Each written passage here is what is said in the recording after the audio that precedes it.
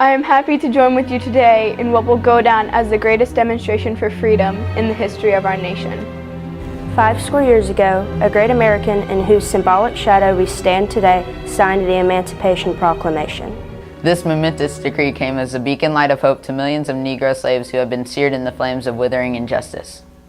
It came as a joyous daybreak to end the long night of their captivity, but 100 years later, the Negro is still not free.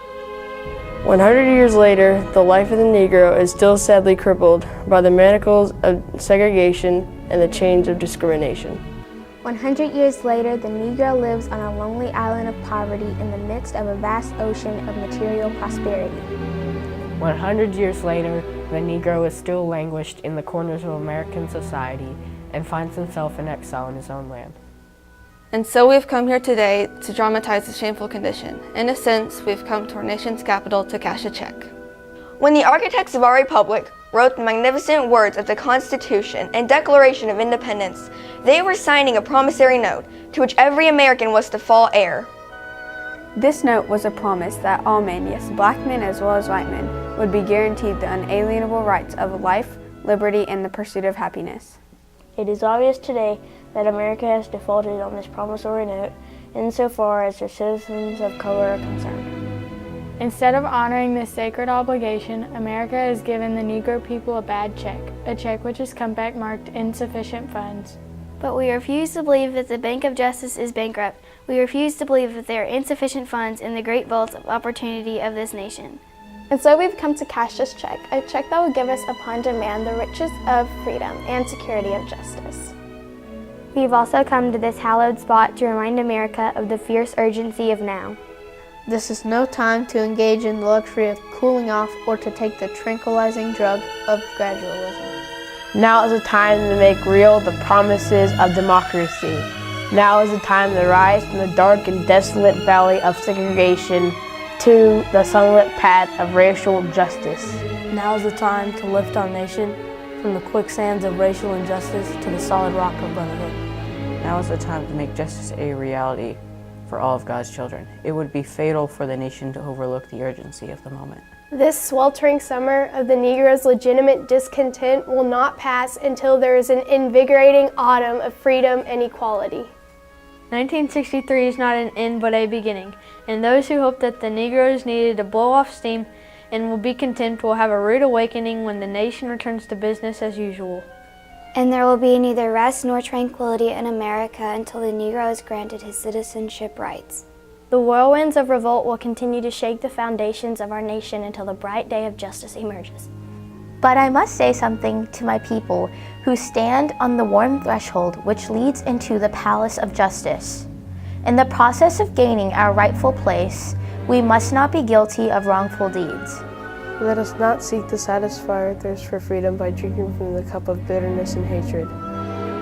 We must forever conduct our struggle on the high plane of dignity and discipline. We must not allow our creative protest to degenerate into physical violence. Again and again, we must rise to the majestic heights of meeting physical force with soul force. The marvelous new militancy which has engulfed the Negro community must now lead to a distrust of all white people. For many of our white brothers, as evidence of their presence here today, have come to realize that their destiny is tied up with our destiny. And they have come to realize that their freedom is inextricably bound to our freedom.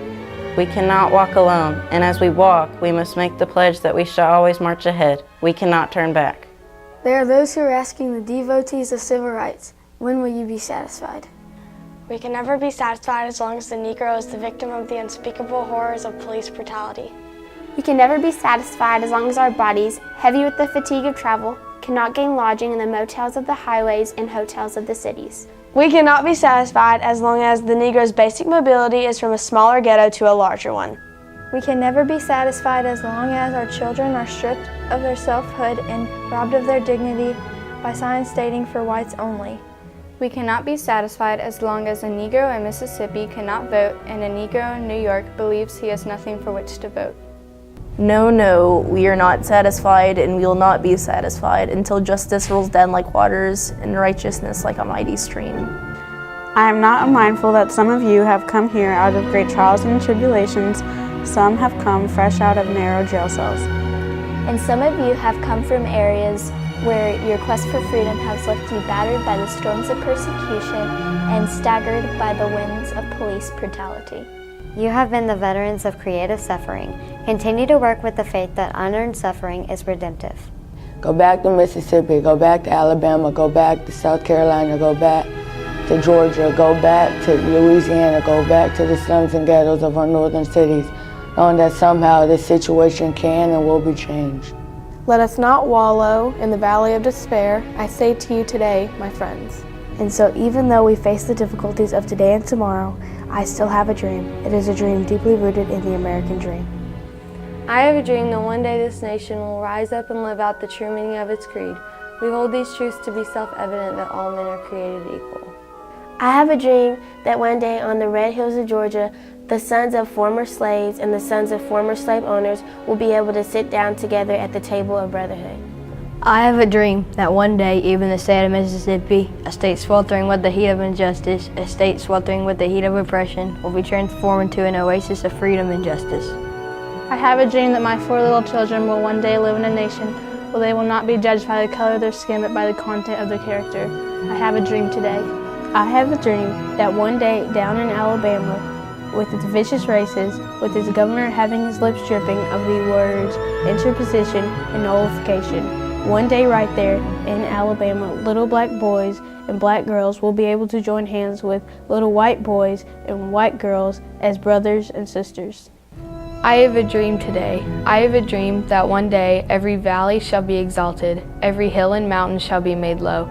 The rough places will be made plain, and the crooked places will be made straight. And the glory of the Lord shall be revealed, and all flesh shall see it together. This is our hope, and this is the faith I go back to the south with. With this faith, we'll be able to hew out of the mountain of despair a stone of hope. With this faith, we will be able to transform the jangling discords of our nation into a beautiful symphony of brotherhood. With this faith, we will be able to work together, to pray together, to struggle together, to go to jail together, to stand up for freedom together, knowing that we will be free one day. And this will be the day. This will be the day when all of God's children will be able to sing with new meaning. My country, 'tis of thee. Sweet land of liberty. Of thee I sing. Land where my fathers died. Land of the Pilgrim's pride. From every mountainside, let freedom ring. And if America is to be a great nation, this must become true. And so, let freedom ring. From the prodigious hilltops of New Hampshire. Let freedom ring. From the mighty mountains of New York. Let freedom ring. From the heightening Alleghenies of Pennsylvania. Let freedom ring. From the snow-capped Rockies of Colorado. Let freedom ring. From the curvaceous slopes of California. But not only that. Let freedom ring. From Stone Mountain of Georgia. Let freedom ring. From Lookout Mountain of Tennessee. Let freedom ring. From every hill and molehill of Mississippi. From every mountainside. Let freedom ring.